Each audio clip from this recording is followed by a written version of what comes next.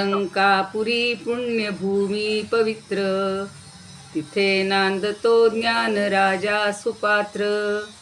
तया आठविता महापुण्यराशी, नमस्कार माझा सद्गुरु ज्ञानेश्वरासी. नमोऽनंताय शुद्धाय कूटस्थाय आत्मने नमः. अमृतानुभवार्थाय नाही वंदे ज्ञानेश नंदिनीं. ज्ञानदेव गुरु ज्ञानदेव तारू, उतरिल पहिलं पारू ज्ञानदेव. ज्ञानदेव माता ज्ञानदेव पिता, तोडील भव व्यथा ज्ञानदेव. ज्ञानदेव माझे सोय रे धाय रे, जीवलग निर्धारे ज्ञानदेव.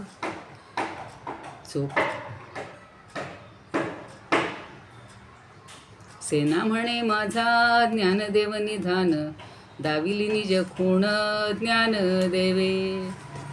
माता यस्य तपस्विनीच जनको, वैराग्य रागान्वित भ्रातारो गुरुणा निवृत्तिसहिता, निर्वृत्तिका संस्थिताः.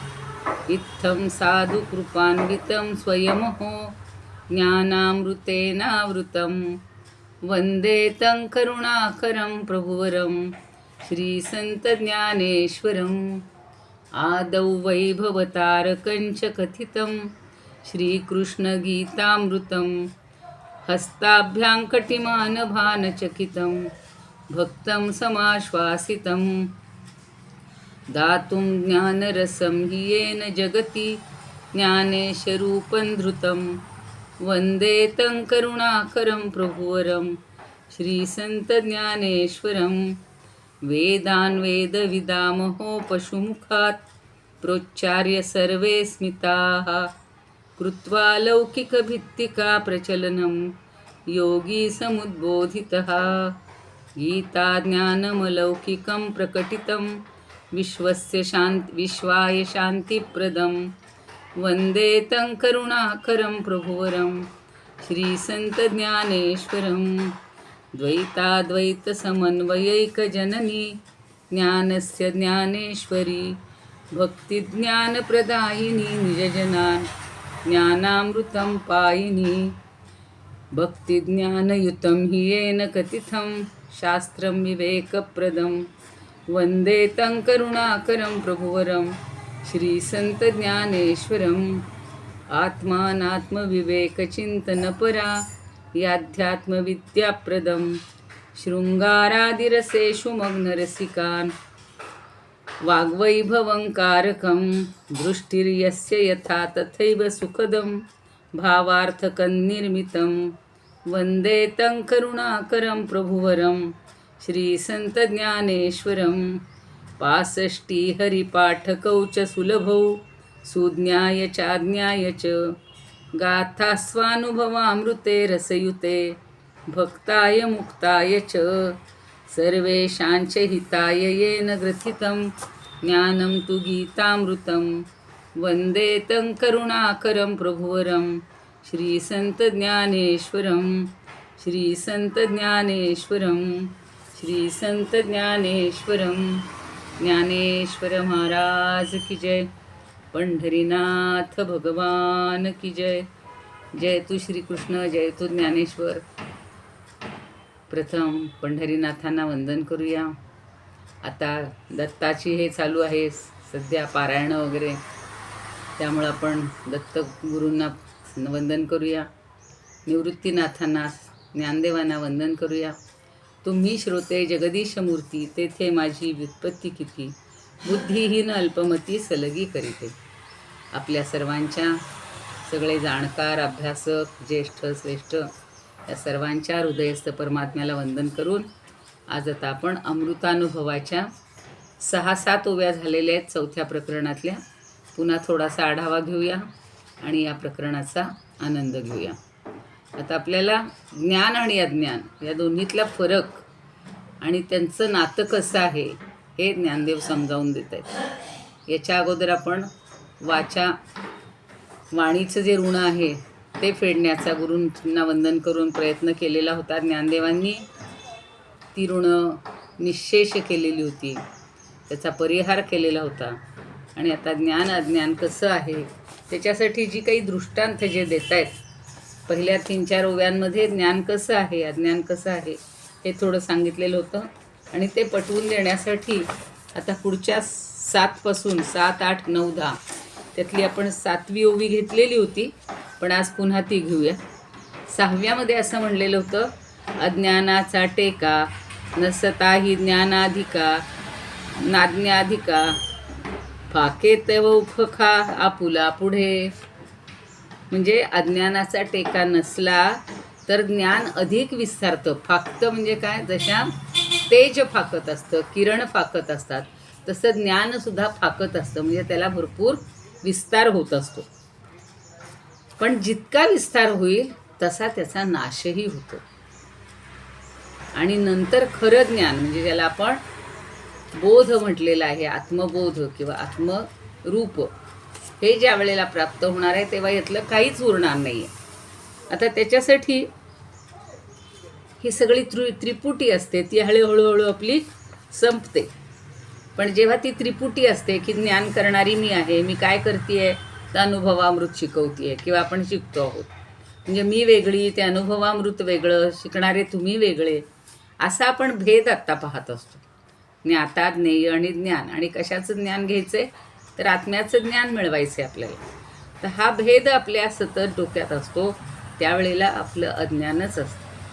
पण जेव्हा हा त्रिपुटीचा किंवा सगळाच भेद संपेल, कालच मी भगवद्गीतेच्या ह्याच्यामध्ये सांगितलं होतं की द्वंद्व, सगळी द्वंद्व म्हणजे अज्ञान आहे. आणि त्या अज्ञानामुळं आपण सगळं खरं मानतो, हे सगळं खरं मानत असतो.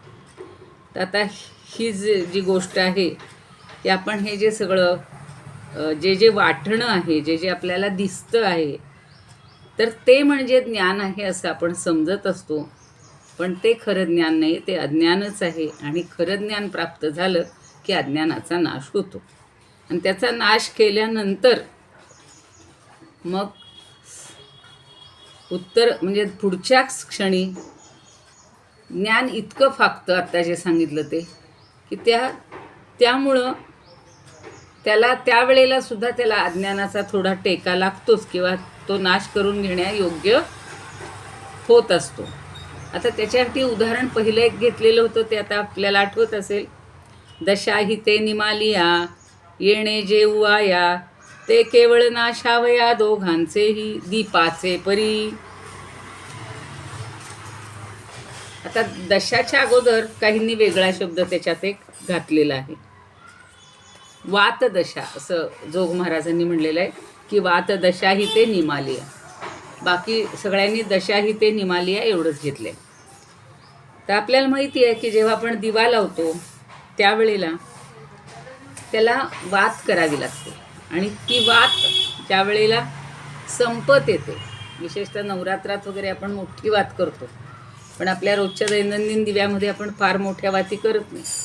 आणि मग ती वात जेव्हा संपायला येते निमालिया, त्यावेळेला काय होत असतं तर तो दिवा अधिक मोठा प्रज्वलित होत असतो. म्हणजे तो जणू काही आपलाच नाश करण्यासाठीच ती वात मोठी होते, आणि दिव्याचं मोठं होणं हाच त्याचा नाश असतो.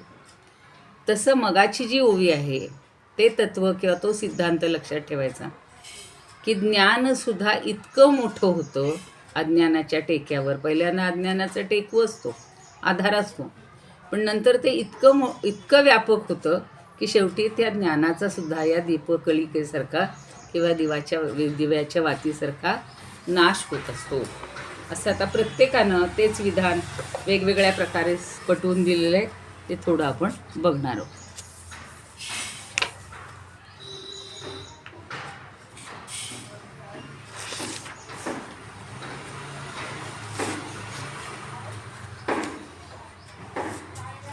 परवा आपण कंधारकरांचं सगळं अज्ञानाच्या टेक्याबद्दल पाहिलेलं होतं.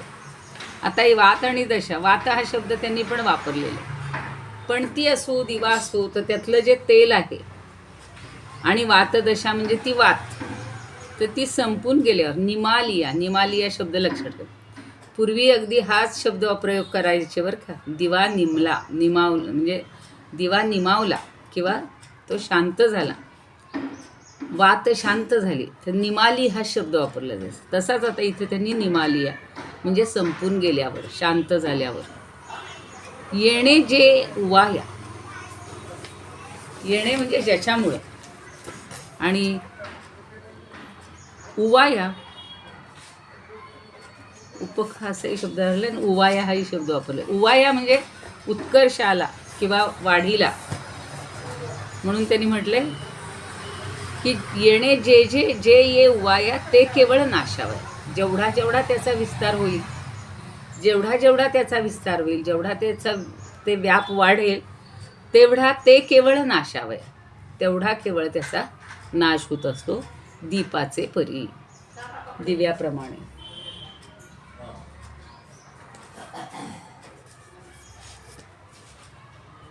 आणि नेहमी आपण म्हणतो हाच व्यवहार किंवा हेच उदाहरण आपल्याला जे लोक किंवा जे मृत्यूच्या जवळ गेलेले असतात, खूप दिवस आजारी असतात, किंवा थकलेला मनुष्य, वृद्ध झालेला मनुष्य, शेवटी अगदी निस्तेज किंवा अगदी त्याचं हे कमी झालेलं असतं, शक्ती क्षीण झालेली असते, आणि बरोबर ज्या वेळेला त्याचा अगदी मृत्यूचा क्षण येतो किंवा अगदी जवळ मृत्यू आल्यानंतर तो मनुष्य चांगला ठणठणीत होतो, चांगला बोलायला लागतो, किंवा एकदम त्याच्यामध्ये तेज येतं, चेहऱ्यावरही तेज येईल, किंवा बोलण्यामध्ये त्यांच्या जास्त ठामपणा येईल, आणि एकदम तो शांत होत असतो.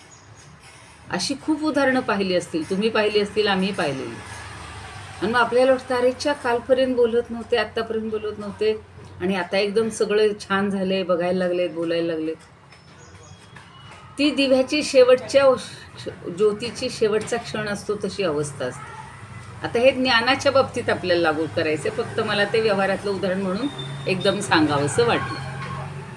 तसं तेल वात घालून लावलेला जो दिवा आहे तो नेहमीच शांत होण्यापूर्वी, विझण्यापूर्वी म्हणा किंवा निमण्यापूर्वी तो मोठा होत असतो, आणि नंतर तो शांत होतो म्हणजे विझतो.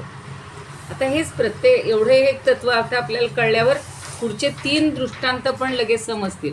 पण पुन्हा काही ताईंना वाटतं की घाई का करताय, घाई नका करू, म्हणून पुन्हा जोग महाराज काय म्हणतायत बघूया. तेच सगळ्यांनी सांगितलं की तेल वात संपल्यावर दिवा जाऊ लागतो, पण दिव्याची ज्योत जाता जाता क्षणभर मोठी होऊन नाहीशी होते. म्हणजे तिचं मोठे होणं हे केवळ नाशदर्शकच असतं. त्याप्रमाणे ज्ञानवृत्तीच, आता त्या दिवशी कोणीतरी विचारलं होतं सुमिताताईंनी की ज्ञानवृत्ती का म्हटले, तर ज्ञानवृत्तीचा विकास होतो. म्हणजे ज्ञानाची जी वृत्ती आहे ती आपल्याला अधिक प्राप्त करावी, आपल्याला अधिक समजून घ्यावी. जशी चित्तवृत्ती आहे तशी ती ज्ञानवृत्ती आहे, तर ती सुद्धा अधिक मोठी होत असते. तर गुलाबराव महाराज ते सांगतात की अज्ञानाची दशा किंवा अज्ञानाची जी अवस्था आहे ती संपल्यानंतर ज्ञानाची वाढ म्हणजेच विझण्याच्या वेळेला दिवा मोठा होतो, तशा प्रकारे स्वतः क्षीण होण्याकरताच असते.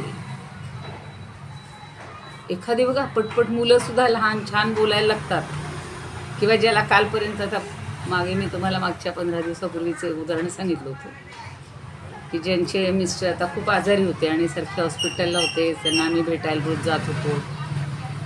तर किंवा कालही पुन्हा आम्ही त्यांना भेटायला गेलो तेव्हाची गंमत सांगते की कालचं माझं जर कोणी तुमच्यापैकी ऐकलं असेल गीतेचं हे व्याख्यान, तर आम्ही त्यांना भेटायला गेल्यावर ते म्हणे एवढ्या उशिरा का आलात. म्हणलं असं असं माझं व्याख्यान होतं म्हणून मला यायला उशीर झाला. तर म्हणे आम्हाला नाही काय ऐकायचं. बरं, मी माझ्याकडं ते होतंच लगेच त्यांनी पाठवलेलं यूट्यूबवरचं, त्यांना ऐकवलं. आणि मग नेमका त्याच्यात जो किस्सा होता मृत्यूचाच होता की ते एक माता बुद्धांकडे जाते आणि मुलाचं सगळं सांगते. तर आता जे थकलेले लोक आहेत, जे आजारपणातून उठले, त्यांना पुन्हा ते मृत्यूबद्दलचे वगैरे विचार फार आवडत नाही.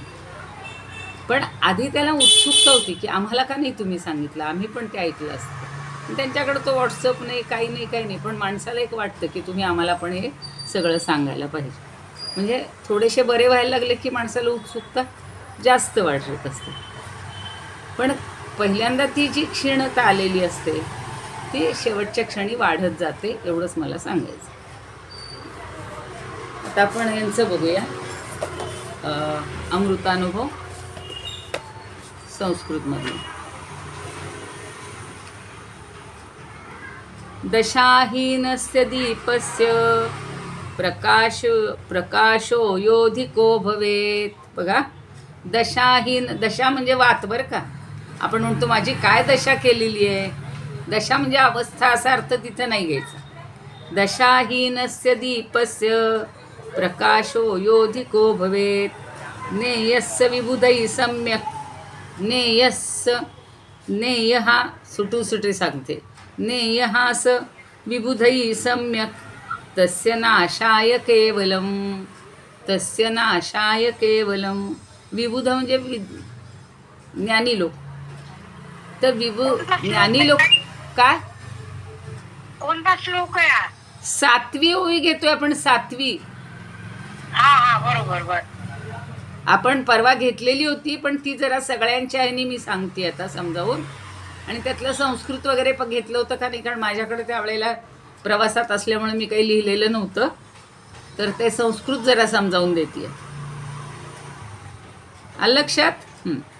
दशाहीनस्य दीपस्य प्रकाशो योधिकां भवेत ज्ञेयस्य विबुधै सम्यक तस्य नाशाय केवलम. विबुध म्हणजे विद्वान किंवा ज्ञानी लोक. ज्ञेय हा म्हणजे समजून घेण्याजोगं. सम्यक म्हणजे चांगल्या प्रकारे.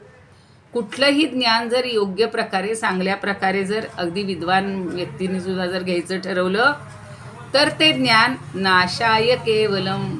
त्या ज्ञानाचा सुद्धा नाश केवळ नाश होत असतो.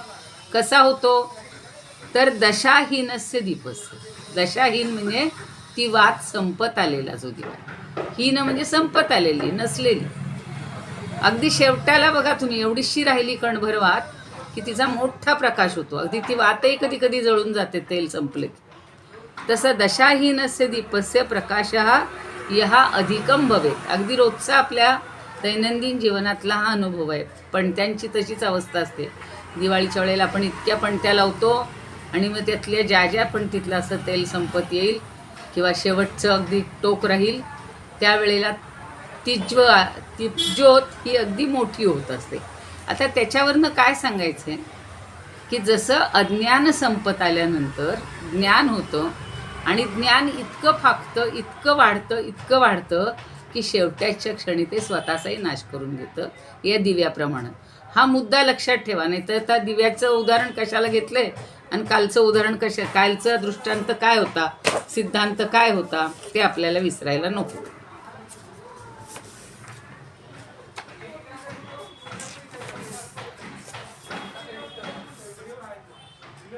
तसं आता बी ए कुलकर्णी ते एक छान समजावून देत असतात, सोप्या भाषेत सांगत असतात.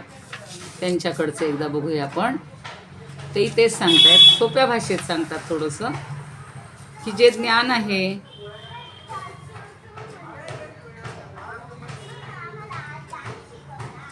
तर त्या ज्ञानाचं काय होत असतं तर अज्ञानाचा आधार संपला. टेकू हा शब्द आहे, त्यांनी आधार म्हटलेला आहे आणि आपल्याला आधार शब्द सगळ्यांना सोपा वाटतो. तर अज्ञानाचा आधार संपला की ज्ञान अधिक प्रकाशित होतं असं वाटतं, पण ते आपलाही नाश करून घेतं. जास्तही नको. अति म्हणतात ना, अति सर्वत्र वर्जेत, किंवा ताणलं की तुटतं, असे एक आपल्या मराठीतली म्हण आहे बघा. तर ती सुद्धा आपल्याला तिथे लागू पडते की जास्त नाही करायचं. मिळालं ज्ञान तिथपर्यंत आपण थांबायला पाहिजे. आपण आपण म्हणतो नको, जरा जेवढं जास्त घेता येईल तेवढं घेऊन टाकू, तर ते तसं नसतं. आणि डॉक्टर मानसी जे आहेत ते आपण आपल्याला समजावून देत असतात सगळं. त्यांच्या आई म्हणजे संजीवनी मराठे बरं का, मागं मी म्हटलं होतं. आणि त्यांनी खूप त्याचा अभ्यास चांगला आहे केलेला आहे.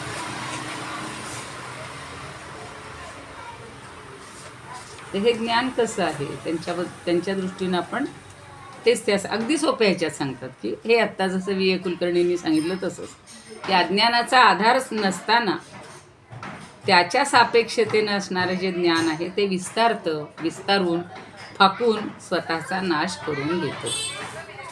सगळ्यांचं मत एकच आहे. आता आपल्या अभंगातल्या स्वरूपानंदांचं म्हणणं काय आहे ते बघूया.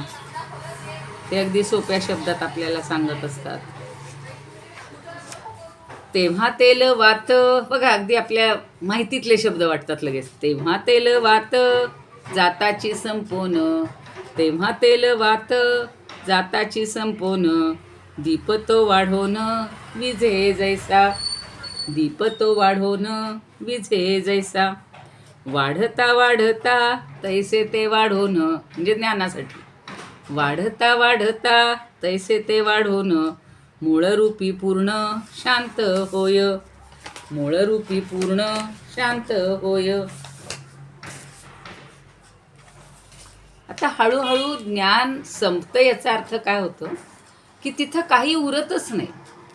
आपण जे आत्ता मगापासून सांगतोय की त्रिपुटी उरत नाही, अमुक उरत नाही, तर तेच आपल्याला पुन्हा पुन्हा समजून घ्यायचं.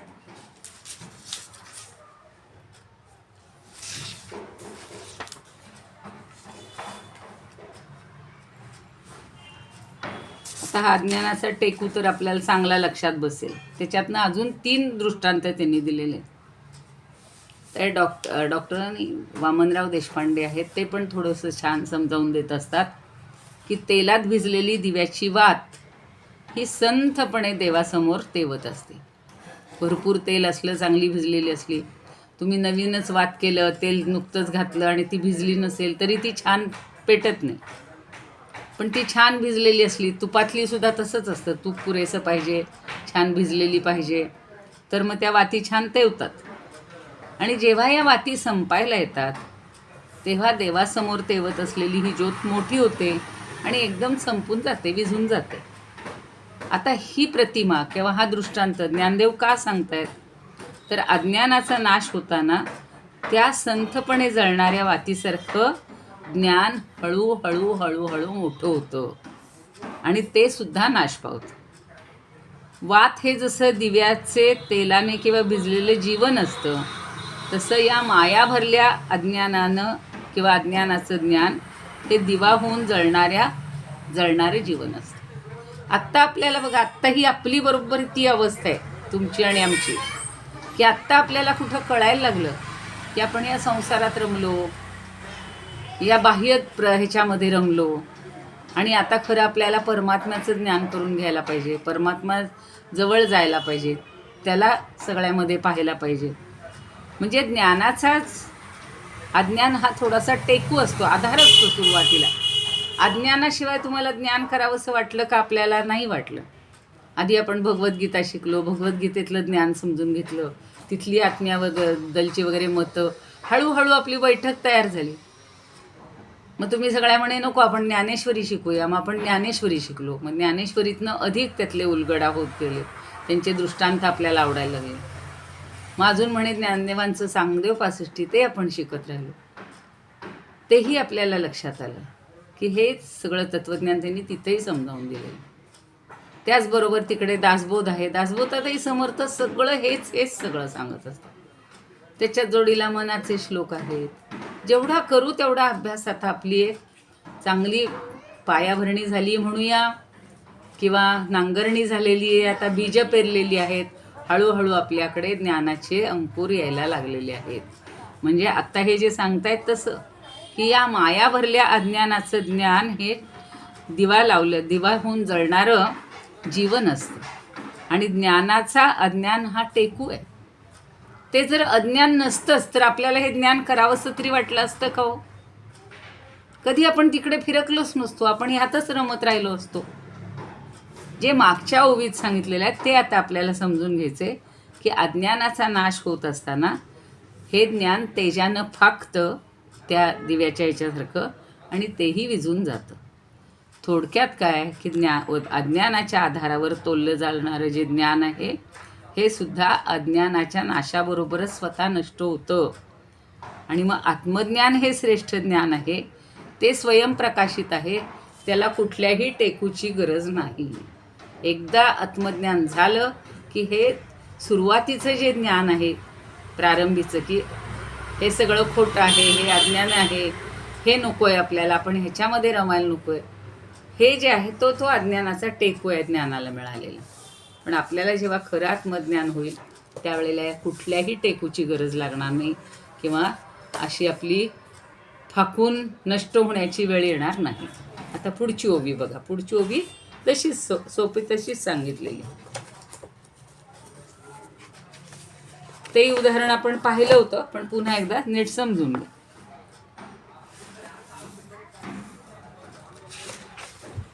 ते केवळ उठणे की पडणे, कुचभाराचे कोण जाणे, फाकणे की सुकणे जाऊळाचे. आता बघा, उठणे की पडणे, उठणं आणि पडणं हे दोन्ही आपल्याला माहिती आहे. आता पुढं जो एक शब्द आहे, तुमच्याकडे पुस्तकं कुठली आहेत त्याच्यात काय शब्द आहे मला सांगा. इथं त्यांनी कुचभाराचे कोण जाणे म्हणले आणि फक्त गुलाबराव महाराजांनी कचभार शब्द घेतलेला. त्या दोन्हीचाही अर्थ मी तुम्हाला समजावून देते. आता उठणं आणि पडणं म्हणजे हालचाल होणं असा अर्थ घ्यायचा आहे. आहे तुमच्याकडं काही वेगळा आहे? कुचभार का कचभार आहे? नाही, कुचभाराचे भार. हां, म्हणजे सगळ्यांकडे तोच आहे. फक्त गुलाबराव महाराजांनी कचभार घेतलाय. त्याचं कारण मी तुम्हाला सांगते. आधी ह्या कुचभाराचा अर्थ बघून घेऊ आपण. कुचभार म्हणजे स्तनांचा भार. आपण वयामध्ये यायला लागल्यानंतर त्याची वाढ व्हायला लागते आणि आपल्याला कळत नाही त्यांची हालचाल कशी होती.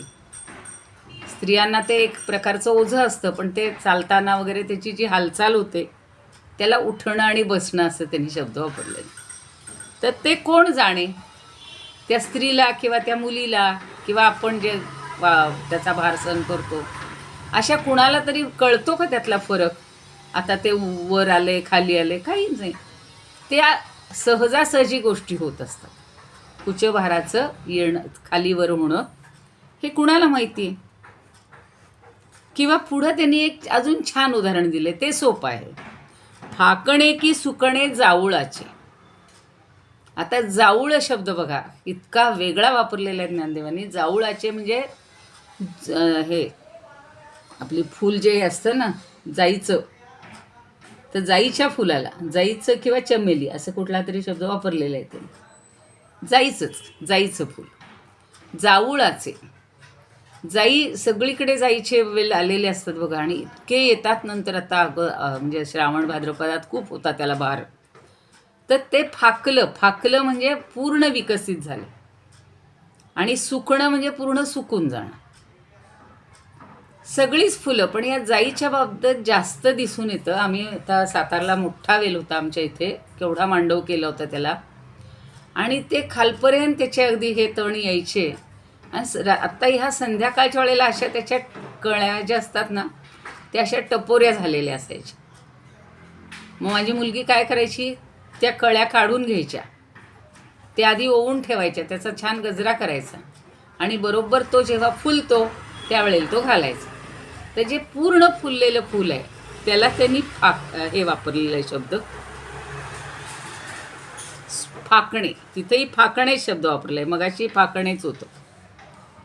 आणि जेव्हा ते पूर्ण विकसित होतं तेव्हाच त्याच्या कडेला बघा थोडंसं चॉकलेटी किंवा असं पिवळसं रंगाचं सुकण्याची प्रक्रिया सुरू होते.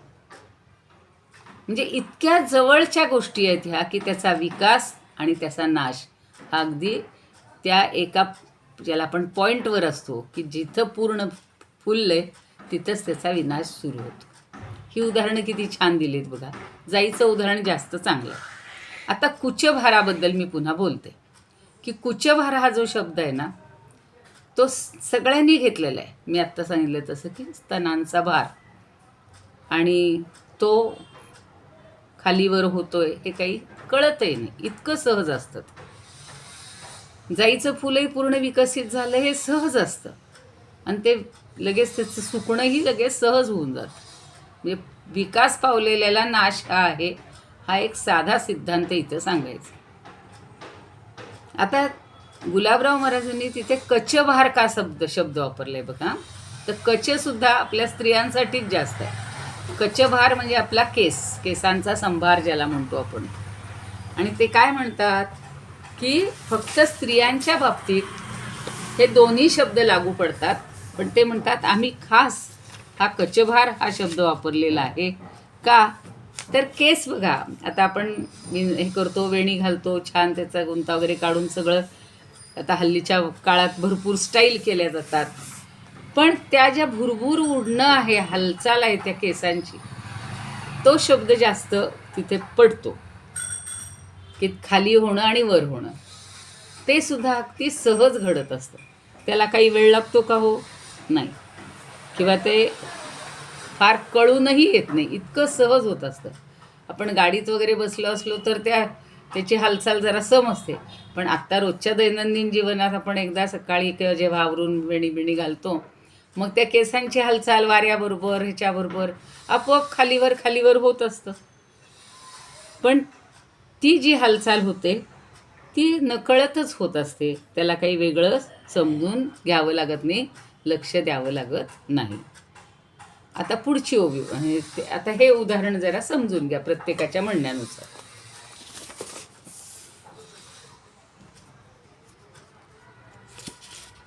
आता उठणे की पडणे कुचभाराचे, आता ते प्रत्येकजण आपल्या आपल्या भाषेत सांगतं. की आत्ता सांगितलं तसं कुचभाराचे म्हणजे स्तनांचं उठणं किंवा पडणं, आणि जाईच्या फुलाचं फाकणं तेच सुकणं. उठणं आणि पडणं सारखंच आहे. फुलणं आणि नाश होणं म्हणजे सुकणं हेही सारखंच आहे, त्याच क्षणी आहे. काहीच त्याला अगदी थोड्या काळाचा किंवा थोड्या क्षणांचा त्याच्यामध्ये फरक पडत असेल किंवा थोडासाच वेळ जात असेल असं तिथं त्यांना म्हणायचं. तर जोग महाराजही तेच सांगतात की स्त्रियांच्या स्तनाचं उठणं आणि खाली पडणं हे बरोबरच असतं. आणि जाईची कळी उमलली की ती सुकून जाते. ते फूल इतकं नाजूक असतं बघा. जाईचं तसंच आहे. मला पारिजातकाच्या फुलांचं जास्त वाटतं. पारिजातकाचं फूल तर बघा, आपण अगदी हातात असं तोडून घेत असलो झाडावरनं किंवा खाली पडलेलं तरीसुद्धा लगेच चुरगाळली जातात. म्हणजे त्यांचं फुलणं आणि सुकणं हे त्याच क्षणी असतं. कुठल्याही फुल, आता यांनी जाईचं म्हटलंय म्हणून आपण जाईचं लक्षात घ्यायचं एवढंच. तर खंदारकर महाराज काय म्हणतात बघूया. तेच सांगतात की स्त्रियांचा स्तनभार जो आहे तो काही वेळेला उन्नत होतो आणि काहीच्या नंतरच्या काळात तो पडत असतो. म्हणजे तरुण वयामध्ये तो उन्नत होत असतो आणि थोडंसं वय झाल्यानंतर तो खाली जात असतो किंवा पडत असतो. किंवा आपण असंही पाहतो की गर्भवती स्त्रियांचे जरा त्यावेळेला त्यांची वाढ जास्त असते, बाळाला दूध पाजायचं असतं म्हणून. प्रसूती झाल्यानंतर दुधामुळे ते पुष्ट होतात. किंवा इतरही वेळेला स्त्रियांचे हे जे स्तनभार जे आहेत ते उन्नत होतात आणि लगेच पुन्हा खाली पडतात. किंवा तरुण बालविधवेचं त्यांनी खूप बारकावे सांगितलेले की पूर्वीच्या काळी बालविधवा व्हायच्या आणि त्यांनासुद्धा काही भावना असतीलच ना हो.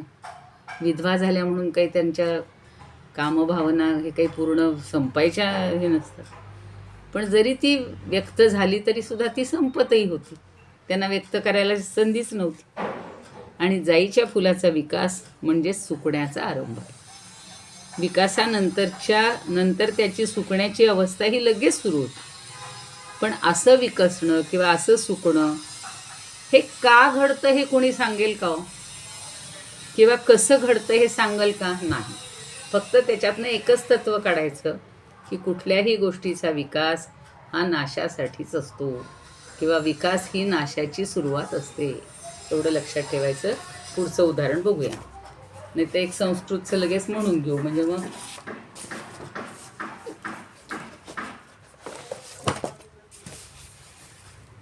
उत्थानम पतनम किंवा यांनी कचभार घेतलाय बरं का संस्कृतवाल्यांनी. म्हणजे गुलाबराव महाराजांचं आणि यांचं साम्य आहे. दना जोशी जे होते त्यांनी. तर उत्थानम पतनम किंवा कचभारस्य वेत्ती कहा. कहा म्हणजे कोण?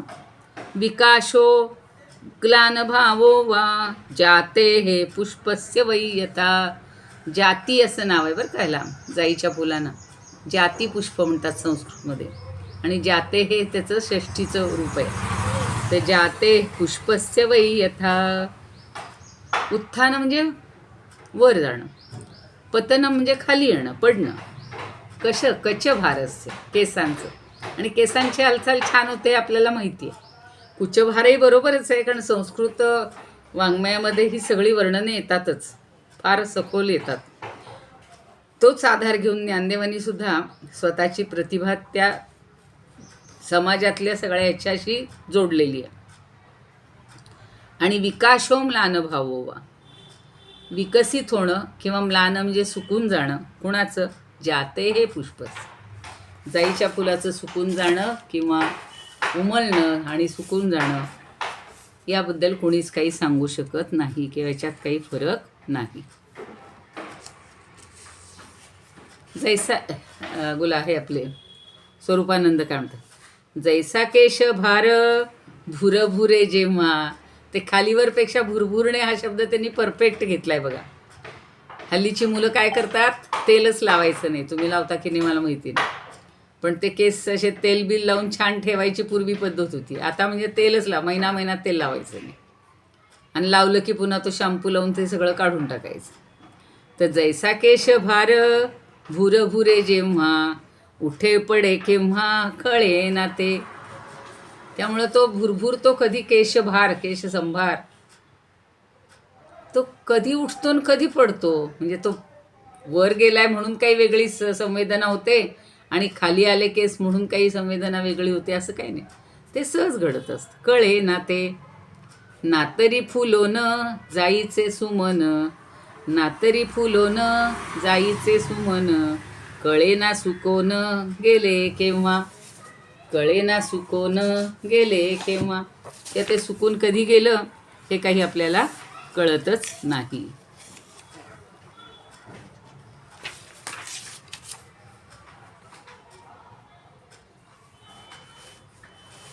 आणि हे उठणं, त्याला स्तनांचं उठणं चालू आहे, पडणं, हे सांगणं कठीण आहे. म्हणजे ते उन्नत होत असतानाच पडत असतात. कुठली गोष्ट का, चेंडूसुद्धा वर टाकला की त्या क्षणी खाली येत असतो. म्हणजे हे त्यांनी उदाहरण आपलं हे घेतलेलं आहे व्यवहारातलं. आणि जाईची कळी फुलते आणि लगेच सुकते, हेही आपल्याला माहितीच आहे. मानसिकताई काय म्हणतात, काही जरा वेगळं असलं त्यांचं.